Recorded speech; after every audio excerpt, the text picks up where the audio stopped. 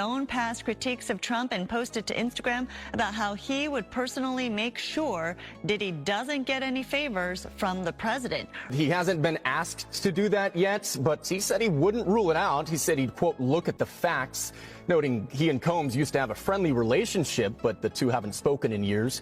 He used to really like me a lot. He said, if I determine that somebody has been mistreated by the government, I would absolutely consider a pardon. 50 Cent recently launched a fiery rant against Donald Trump, but what's even more shocking is the reason behind it.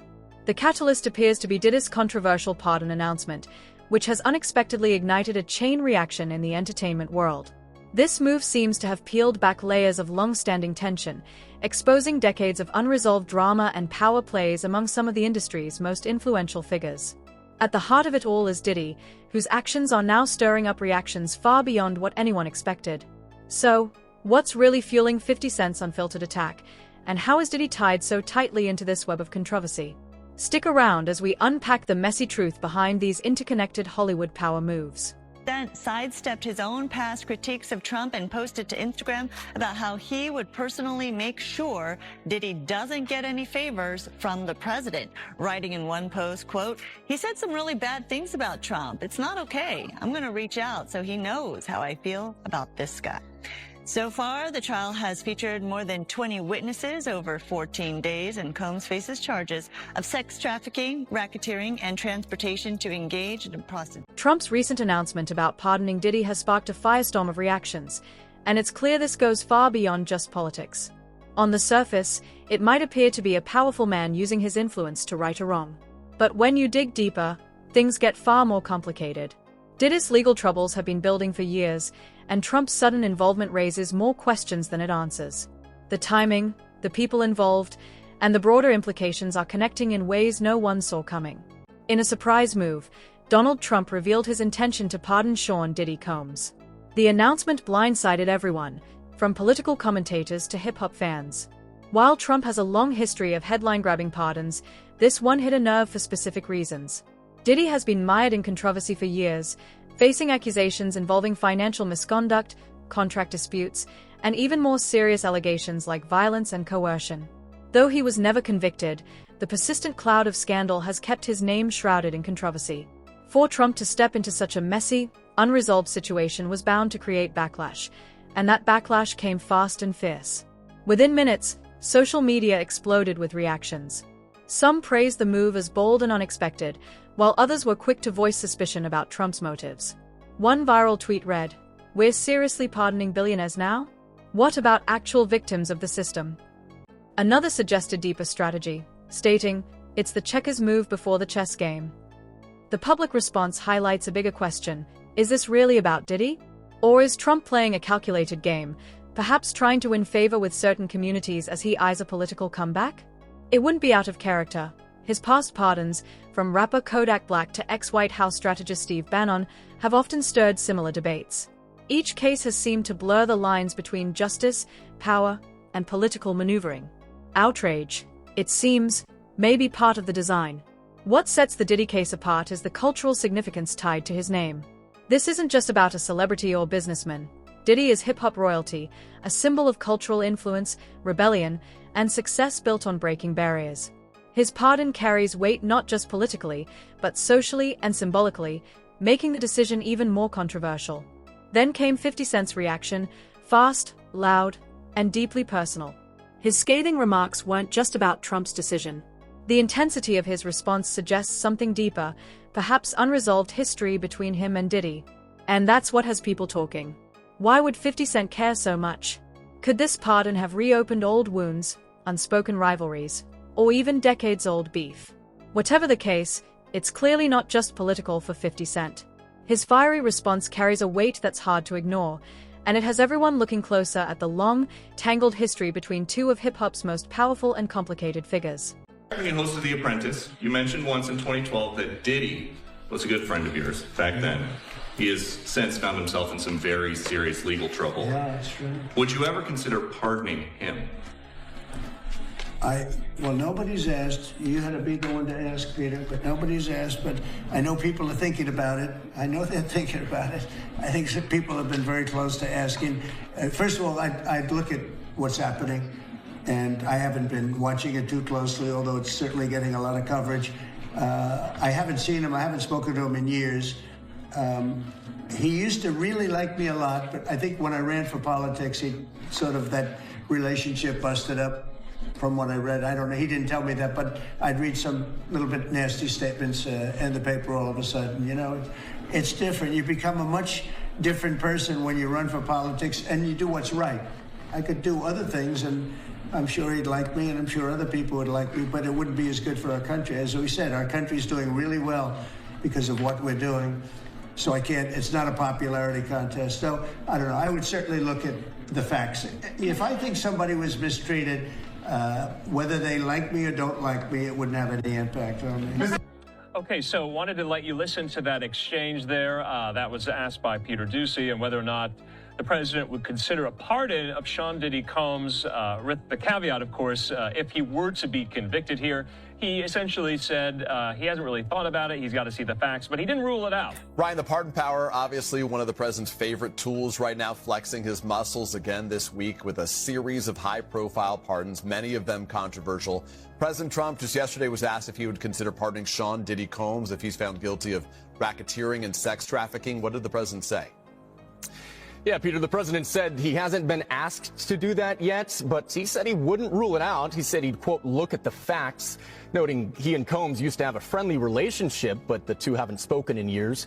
Combs, of course, has not been convicted, but he is facing trial right now for charges that could lead to life in prison, including sex trafficking. That is so interesting, because if there are Trump supporters and he makes an insinuation even that the government has overreached, say, in racketeering, they might buy into it just because they're Trump supporters. But it is his government now, right? It's his Justice Department. So it's his prosecutors who are prosecuting this one now. No, they did not initiate this case. But in other cases that they did not initiate, like the Eric Adams prosecution, when his DOJ came in, they kneecapped that one. They had it dismissed. This one, Jay Clayton and that the prosecutors from that district went forward. So, that's his DOJ.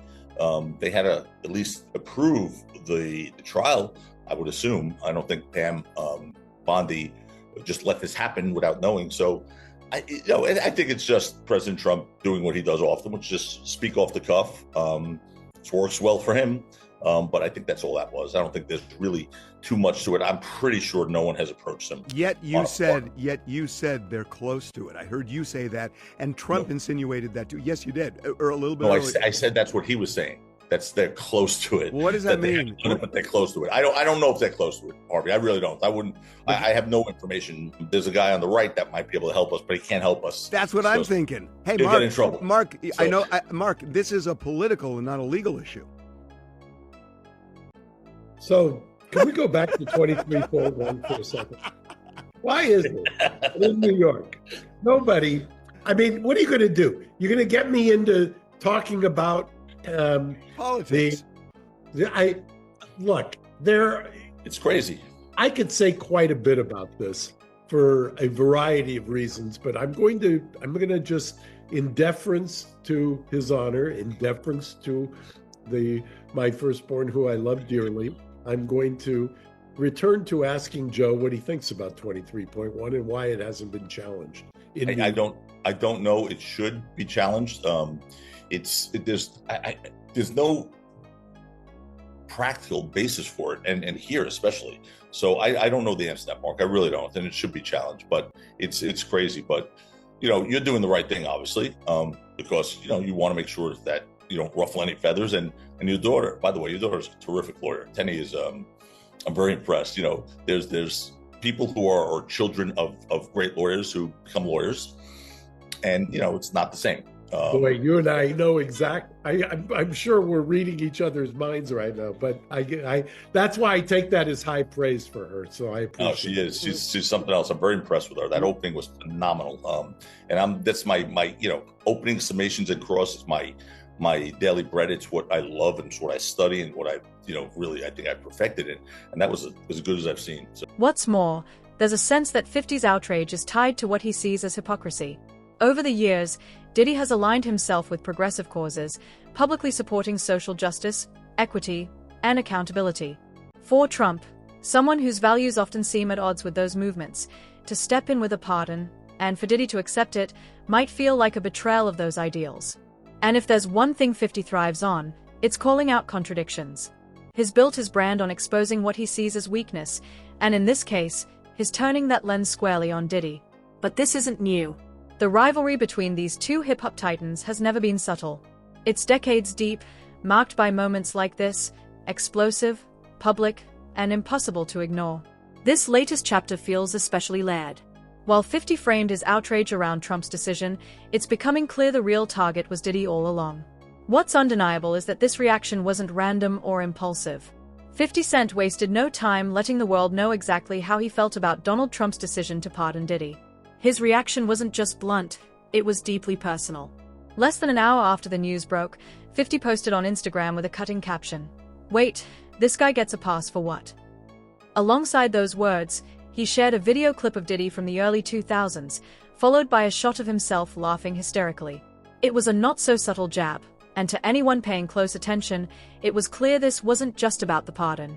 It was about years of buried tension finally boiling over in public. The intensity of 50's response raises an obvious question. Why? Why would he care so much about a decision that others in the music industry seem to be brushing off? After all, Trump has issued controversial pardons before. But for 50 Cent, this particular moment struck a nerve. His history of jabs and shade toward Diddy adds fuel to the fire. There was the 2015 interview where he questioned the legitimacy of Diddy's business moves, and the time he accused Diddy of being fake after an award show. These weren't isolated incidents. They were part of a long trail of subtle, and not so subtle, shots that hinted at a deeper animosity between the two. To some fans and insiders, 50's latest post is more than just trolling.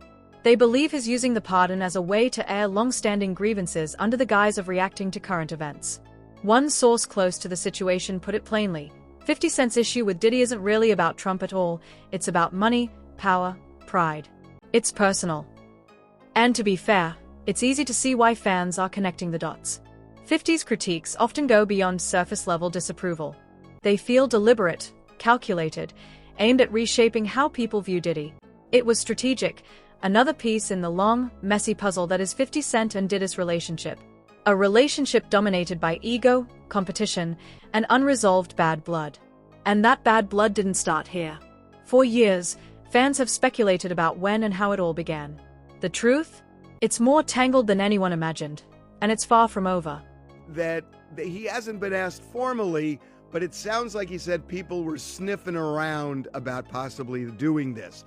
And then in the end, he said, if I determine that somebody has been mistreated by the government, I would absolutely consider a pardon.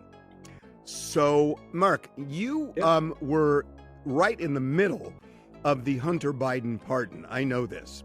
And you knew about it long before it broke, is my recon. So you know something about this or not. You are, in some way associated with the lawyers, and one of whom is your daughter on the Diddy side. Has there been an overture? Because now that I start thinking about it, with the Chrisleys and all these other people, this is not the craziest thing, even though it seems pretty crazy. Has there been any outreach? Joe, I've got a question for you. Suck me into a 23.1 here. I have a question, Joe. I don't understand. You practice in New York, famously practice in New York, and condolences. I think Bernie Kerik died today, and I think you were very close to him, at least at one point. I haven't talked to you about it. If you were, and I think you were, I have my condolences. I don't understand, and Harvey and I talked about this for 2 podcasts, and he slammed me the first time, and then the listeners slammed him, so I already did the reason, my kind of analysis as to why it's unconstitutional. What is perplexing to me is it was re-upped, meaning they once again had this local rule 23.1. And one of the comments was the dearth or some language like that about any case decisions, meaning nobody has challenged this. Why has nobody challenged 23.1 in New York? You guys aren't shrinking violence. I don't understand. I'm going to object. I asked a question, and you just simply ignored my question. He was so far off your question, Harvey. I don't even remember what your question was. Okay, so hold on. So then I'll address. Good job, Mark. Marcus. I'm sorry, Mark, but you can't. You're just ignoring me. We'll come around to you first. No. Joe, can you answer my question? Do you think? Because here's what I'm thinking: that he has as much as said Diddy started taking shots at me when I started running for office. And he used to like me a lot. And the way things are feeling with the backdrop, if Diddy starts to like him again a lot, that this could be his safety net. Am I crazy here? You're not crazy. I mean, look, it's clear from the president's words, and I know how he speaks, I can decipher the code.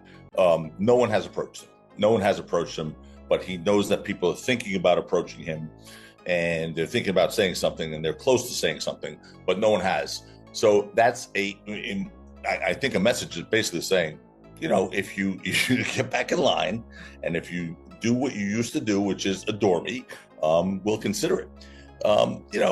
Whatever. He's got to have people around him that are going to look. Ultimately, the one thing about President Trump, he makes the final call, no matter what.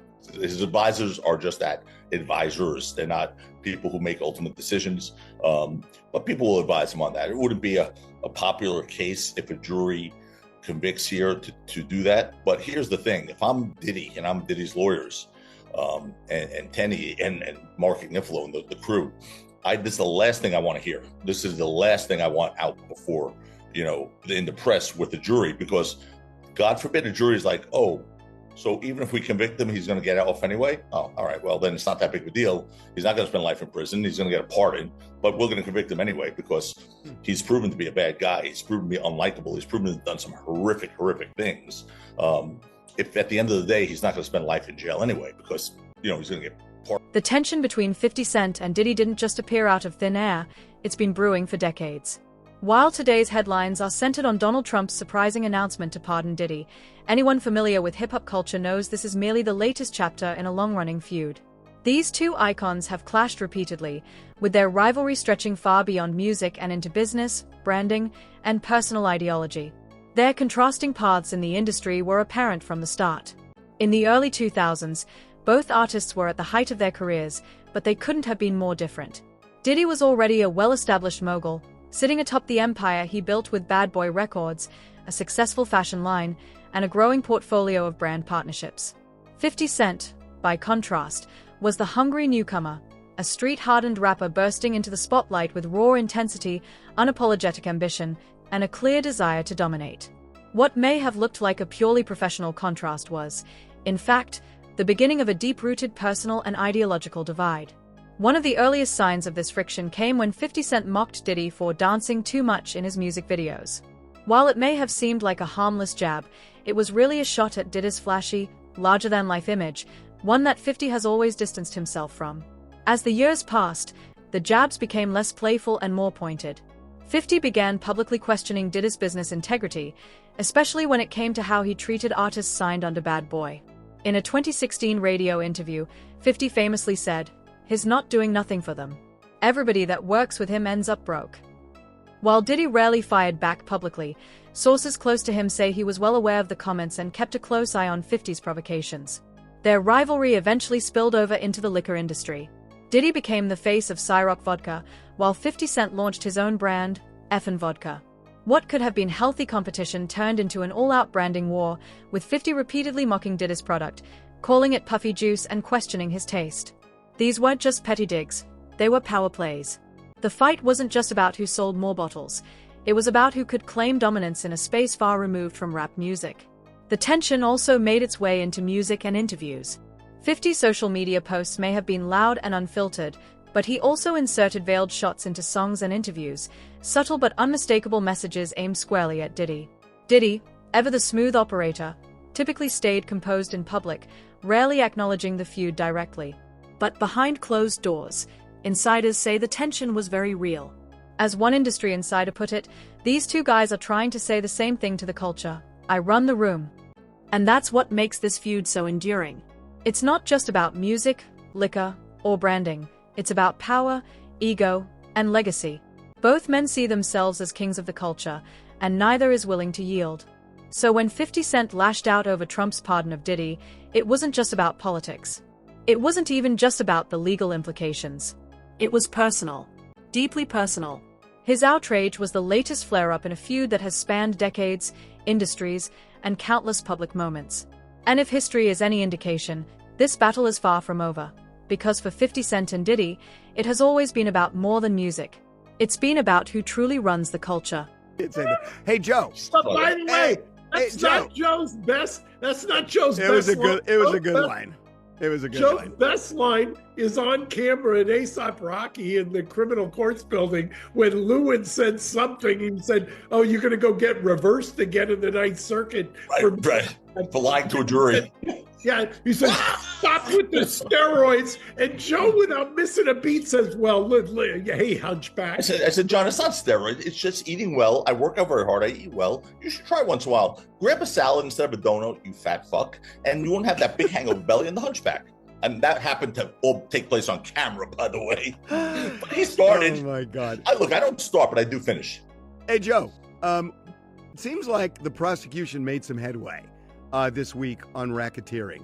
That you look at Diddy and you start hearing about arson and kidnapping, especially from Capricorn Clark, where she is talking about, threatened to end up in the East River, that Diddy goes wild when he finds out that she used to work with Suge Knight, takes her to a vacant building for 5 days, gives her a lie detector, with all of his associates. It's feeling racketeering-y to me.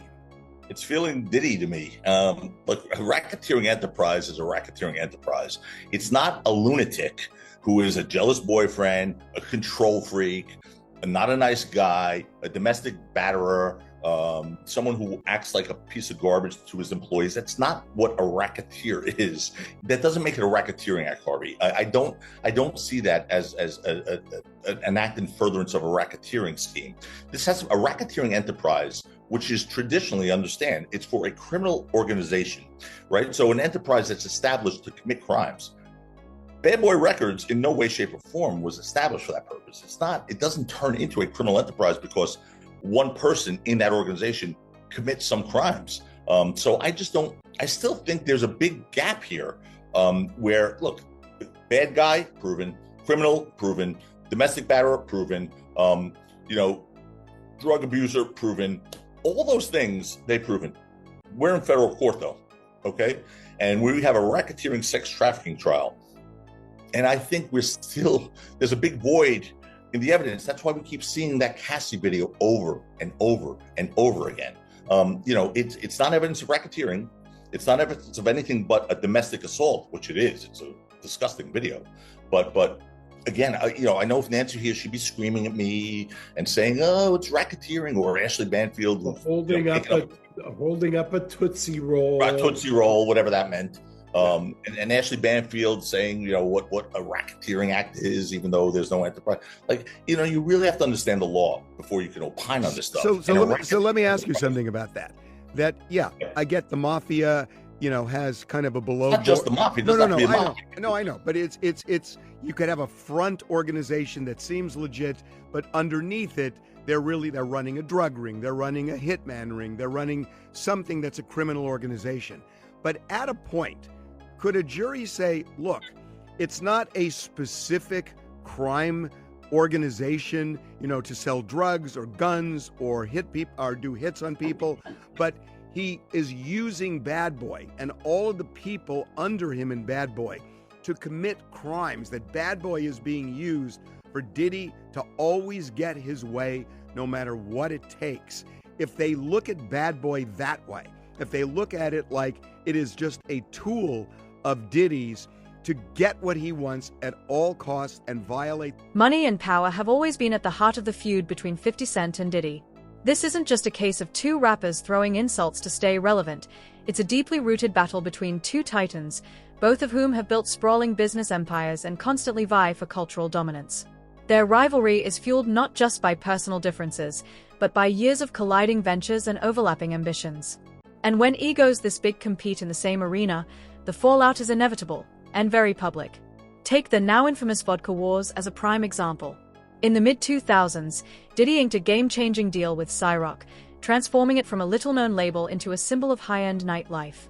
It wasn't just vodka. Diddy turned Ciroc into a lifestyle, one that dripped with luxury and exclusivity.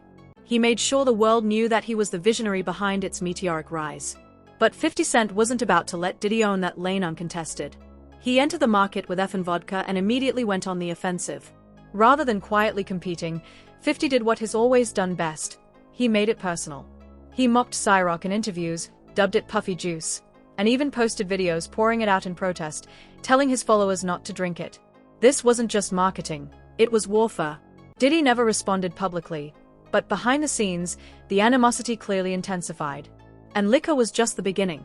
Their competition bled into every industry they touched. When Diddy launched Revolt TV, branding it as a cutting-edge media platform for hip-hop culture, 50 was quick to shade it.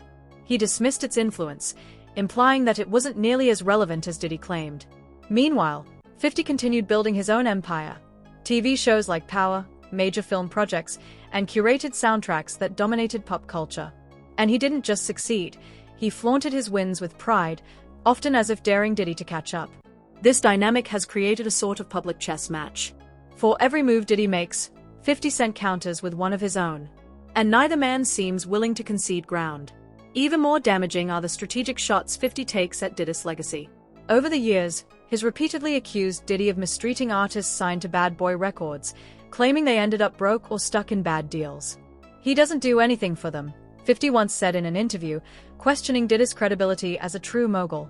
Whether those claims are fair or not, they plant seeds of doubt and chip away at the empire Diddy has spent decades building. Industry insiders agree. This feud is no longer about just business or bragging rights, it's about legacy. It's about who will be remembered as the true architect of cultural influence. As one source put it, when one makes a public move, the other feels the need to hit back even harder. At its core, this feud is about control.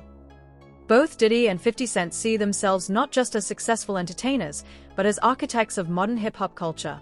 They are not just trying to outsell each other, they are fighting to define the narrative, to own the space where music, fashion, media, and business intersect. And when that kind of power struggle plays out in front of millions, it's bound to get personal. Because for them, it's never been just business, it's a battle for the top of the cultural hierarchy. You're complaining that nobody's challenged it. You could challenge it. I could. Why don't you challenge it? If Tenny was not involved, I would. And I would do it. He's right, Harvey. He's right, Harvey. He's right. I mean, I'm not going to do it with my daughter in the headlights. I mean, it just wouldn't. I mean, it's already. I've already quipped sometimes when I wish I had taken it back. But Joe, I have another question for you along those lines. Harvey's not going to jump into the middle of this again and try and shut me down when I ask the question. Haven't you always thought that, and I've made this argument, I want to hear if you think I'm on the line, that I always talk about the genesis of these, I don't, 23.1 isn't necessarily a gag order, but it's this idea in recent years. Which are unconstitutional, by the way. Right, exactly. And in recent years, it's always of the defense. But the genesis is Shepard versus Maxwell, which F. Lee Bailey made his bones on, which was to reverse a conviction to protect a defendant's right to a fair trial. Where in the world did this get turned upside down that now the prosecutors, who, by the way, have enough handmaidens out in the media cheerleading for them. Speaking of which, Nancy Grace and you yesterday, which, by the way, do you have that clip? You got to play the clip, Harvey. You cannot You cannot let our listeners go to Tubi. You can watch it for free. It's called The United States versus Sean Combs Inside the Diddy Trial, and it is okay. So I watched it. Nancy was going wild about what was she saying, Joe, about your eyes? I mean, aside from screaming at me to the point where I couldn't even understand what she was screaming, I did finally hear her say, "What are you going to start with those wild eyes again?" Because I was like, I was really being animated and like, Nancy, you don't know the law. You don't know the law. She, oh, there you go with those wild eyes again. And I took the bait. Oh, you like that. Like that. And no, don't step on the punchline. And you said, I don't recall. He said, at least my eyes move. When it comes to 50 Cent and Diddy, their feud has been impossible to ignore, mainly because they've never kept it behind closed doors. From diss tracks and shady interviews to full-blown viral moments, their rivalry has played out in the public eye like a never-ending drama. It's more than just a part of their history, it's woven into their legacies. While most artists might quietly resolve their differences, 50 and Diddy have turned their clashes into performances, and audiences have eaten it up every step of the way. One of the earliest public shots came from 50 Cent's 2005 track Piggy Bank, where he threw barbs at multiple artists, including Diddy. He accused Diddy of riding the coattails of other acts to stay relevant. The line wasn't subtle. It sent a clear message. 50 had no respect for Diddy's business moves or his place in the industry. And it didn't stop there. Over the years, 50 has continued using his music as a weapon, calling Diddy out in the way only he can, blending beef with entertainment in a game most rappers don't play for long. Diddy, for his part, has usually avoided responding through music. Instead, he's kept his side of the feud outside the studio, sticking to his polished mogul persona. But the war didn't end with diss tracks. In the age of social media, their rivalry only intensified. In 2016, 50 posted a now infamous Instagram video mocking Diddy's Ciroc commercials, joking, "Is it supposed to be vodka or a lifestyle? Because I'm not buying either one." It was brutal, it was funny, and it was effective. Memes exploded, fans laughed, but the message was clear. 50 wasn't about to let Diddy's success go unchallenged. Diddy stayed quiet, as he often does. But insiders say that silence isn't apathy, it's strategy. His approach has always been to sidestep direct hits, keeping his image clean while letting 50 play the loud, confrontational aggressor. And whether by design or instinct, that strategy has paid off more than once. The fans have played a major role in keeping the fire alive. Every jab, every Instagram caption, every offhand comment turns into online debates, theories, and reaction videos. Some argue that 50's relentless shade is just his way of staying relevant. Others claim Diddy's refusal to hit back is a sign of weakness, or perhaps arrogance. Either way, every time the two cross paths in public or mention each other in interviews, Twitter lights up. The blogosphere explodes. And the culture watches. What's fascinating is how both men benefit from this feud. For 50 Cent, it reinforces his identity as the unfiltered provocateur who takes shots at anyone, no matter how powerful. For Diddy, it allows him to maintain his image as the calm, collected mogul who's above the noise. But let's not be fooled. Both are highly calculated. Their drama grabs headlines, drives engagement, and reminds the world why they still matter. At the surface, it might feel like petty theatrics, but underneath, this is about legacy. It's about who truly holds power, who commands respect, and who will be remembered as the architect of hip-hop's cultural empire.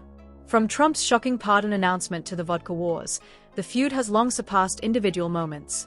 It's become a living part of hip-hop history. So, is there any hope for peace between them? Or is this rivalry simply too deeply embedded in who they've become? One thing is certain. The beef between 50 Cent and Diddy is far from over. And as long as both remain forces in the industry, the battle for the throne, for dominance, influence, and legacy, will continue.